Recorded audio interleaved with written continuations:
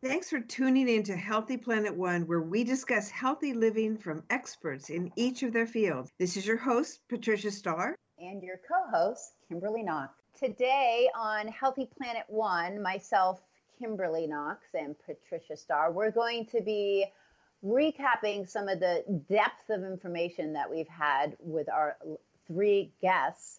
And so let's hit it. Wow, Patricia, we had some. We had a really nice variety, and I love that, this is really helpful, I think, at this time, too, what we're going to be talking about here, Yeah. especially, getting more into the spiritual side, gaining your own balance, paying attention to our home environment. And what we're going through emotionally, and also Sherry Lord with checking in with our spiritual guides and stuff.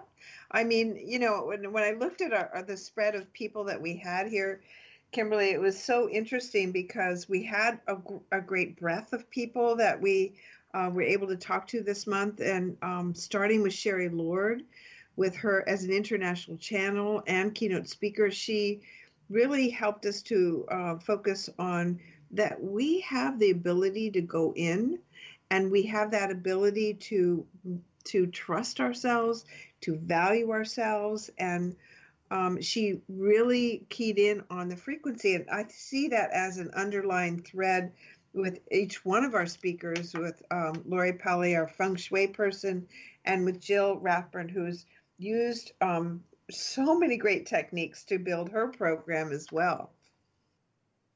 Yeah, so we're coming down to understanding that everything is energy, and in just knowing that there can be some relief in that, if we look at what's happening instead of getting very fearful and trying to go, okay, what good can come out of this? Why is this happening? There has to be a reason. And that always, I don't know about you, but that always helps to calm me. And Yeah. fact that we're able to do a radio show, or people are able to do online, where would we be without the internet? I mean, right. The At this children point in are, time, it's amazing, right? Yeah. yeah, so they're using it, they're at home. And now we're able to also unite people in their own home. Maybe they've forgotten how to have conversations. Maybe they've forgotten that they need to cook a little bit at home. They can't go out to the restaurant every night. So KK's Fit Kitchen will have to be coming via the internet. There we go. Yeah, We'll start so that tomorrow, right? creating the heart of the home. So and and just finding peace within may be a new concept for people, but shutting down everything forces us to uh, it forces us to look elsewhere.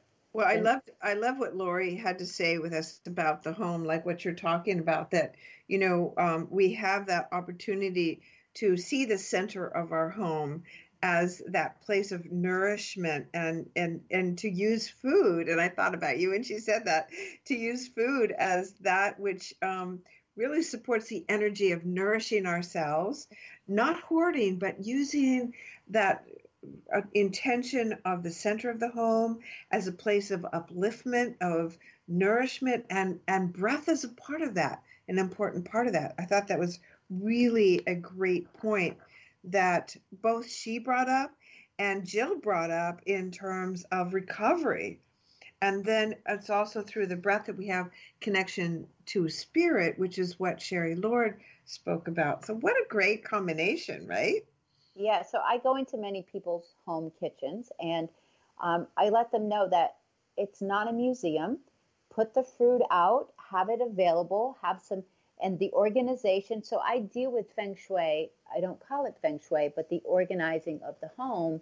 And I actually have yellow sunflowers in the center in my kitchen, and I'm going to do some of her other things. But so we do have that ability to create our healing energy within our own home and protection. So that was great that she brought that out for people.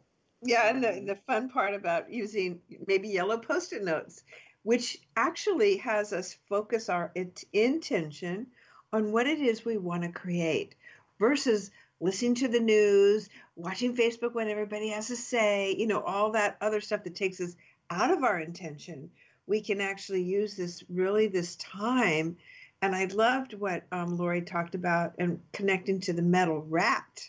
Wasn't that interesting? Yeah, yeah, because we had talked about that. Well, now we have a place to put our post-it notes because, quite frankly, I don't want to see post-it notes anywhere in the house except for in my office. But if I know I can put them in the right spot, like behind a mirror or a picture Uh-huh. with abundant type sayings on the back, that's great because I like no clutter. So yeah, so now we have a place for our post-it notes. But yeah, so the metal rat, yeah, interesting. So well, I guess if you live in an apartment complex or a condo, well, you're not going to have a wind chime in front of your door. Um, but a welcome mat, I don't even have a welcome mat. So Wow. I might need to go buy a welcome mat. Some of my neighbors do. Yeah, so now we can see that, and I didn't know to make it solid. That's really really amazing. It's awesome. I do know to keep my back, like I'm sitting at my desk right now and I love the way I feel here. And she's right about, so I have my back looking out as people come into my office. I also look out the window and my bed placement the same. So, And I think with all three of our speakers, they talked about calming the mind. Feng Shui she brought us ways in which we can calm the mind, working with the breath, taking care of certain things at our home, like you're talking about with the desk. Sherry talked about calming the mind and going inward and really connecting to our guides. And I know in a time of stress when the mind is going like woo really crazy, if we can go within and do that breath work that was introduced to us, and Jill also addressed that from the standpoint of when we're recovering from the stresses, whether they're addictions or they're just overall stresses. There are so many tools that we have available to us, and she's put together a fabulous program that we can address things that we may not even know are there, right? right. And Sherry, one thing I like, so I start everybody having a healthy routine in the morning. It really does. I call it bookends with my clients. So you have a bookend in the morning, your routine, and your bookend in the evening. So those bookends help to guide a framework, a healthy framework for your day. But this morning, so I was walking on the beach. We're lucky enough here in Sarasota to be able to have quick access to the beach, and I'll go early. And I was actually listening to Abraham Hicks, another channeled guide, and she's quite popular on YouTube. You know her. We talk about her a lot. But shifting the mindset into thankfulness and gratitude will shift you to bring more of it, but will also shift you out of fear, uncertainty, and everything else. Mm-hmm. Mm-hmm. Soul awakening and remembering. That's exactly where we are today. And when we talk about the amazing examples that Jill spoke about that the struggles that people are honestly sharing in the work that she's doing, this pertains to what we're going through right now. And I'm so grateful for the Holistic Chamber of Commerce.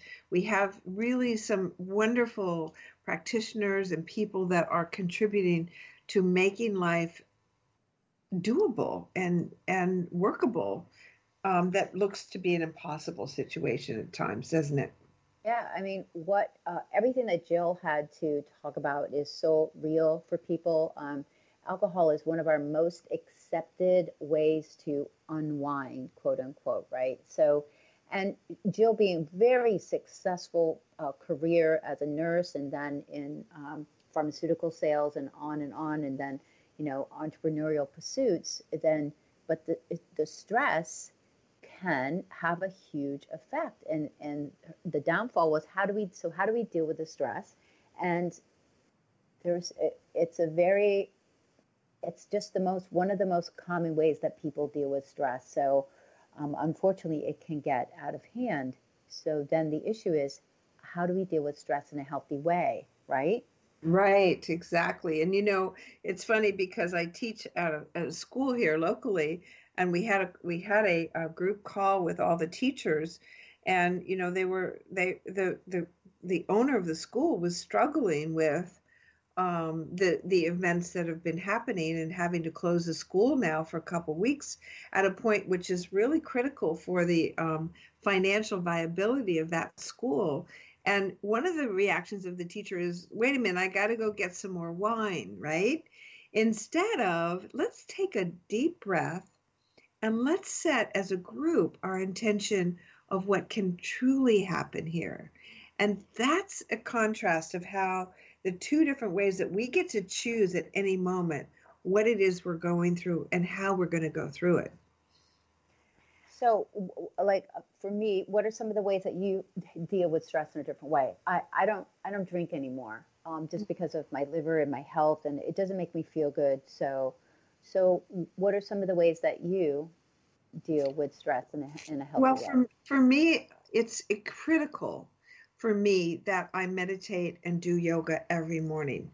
And when I say do, now sometimes I have a very busy schedule, and I just committed that if I have to move early in the morning, I get up earlier and I spend a minimum of 10 minutes, if that's all I have, to take in those deep breaths, like what Lori was talking about.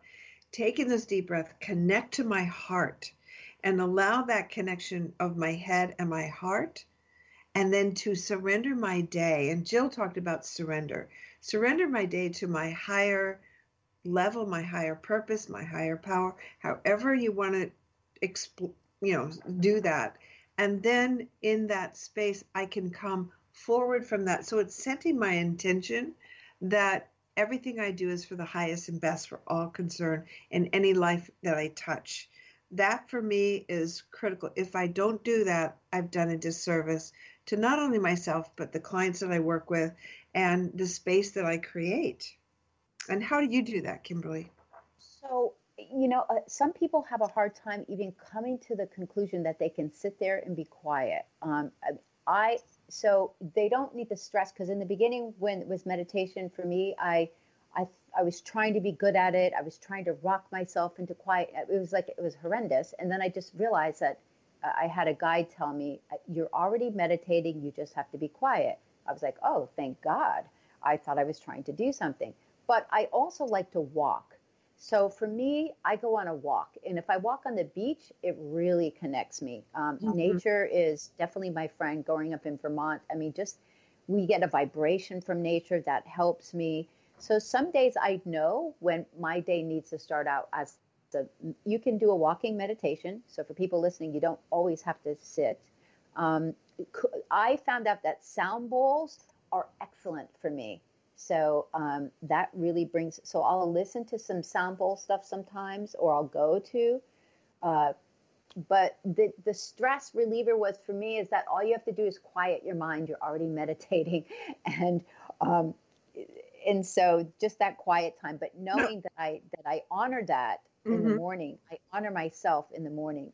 I have the luxury not to have to rush somewhere too. But Well, no, that's perfect because when you say you take the moment to listen to sound bowls, what are you doing? You're breathing, you're focusing your mind, you're listening, you're going with what the frequency or the currency of that sound is, and that's that connection, isn't it? Right?